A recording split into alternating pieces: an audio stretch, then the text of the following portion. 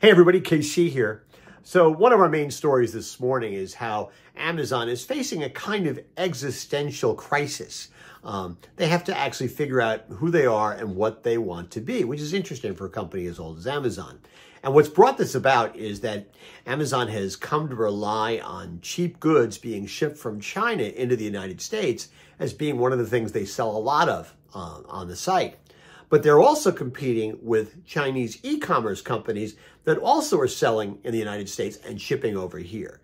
And they have to decide, do they want to continue to ramp up their dependence on Chinese goods, which I think, sort of makes Amazon sometimes look like a flea market full of crap, or do they want to start trying to figure out a way to wean themselves off that?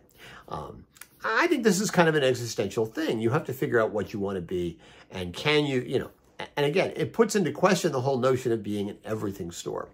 But that's not what I want to talk about. I think a little bit of an existential crisis every once in a while is actually a good thing. It's healthy that you kind of look at what you're doing and you look at how you're operating and you look at the messages that you're sending out and you say, gee, is this who we are? Is this what we want to be? Are we doing our best to live up to our value proposition? Are we building our brand equity as opposed to diminishing it? I think these are decisions that every company should make. Amazon, Kroger, Walmart, a one-store operator. Hey, listen, I do this all the time. It's really important to look around and say, what are the messages are we sending, and are we living up to our promise? Okay, and I think that's something retailers need to do on a regular basis. They need to figure out, okay, what are our 3, 4, 5 basic core values? What is our value proposition? What is our brand equity really about? And then if you're a retailer, walk the store, walk every aisle, walk the perimeter, look around and say, okay, where are we building up our brand equity? Where are we living up to our promises? And where are we not?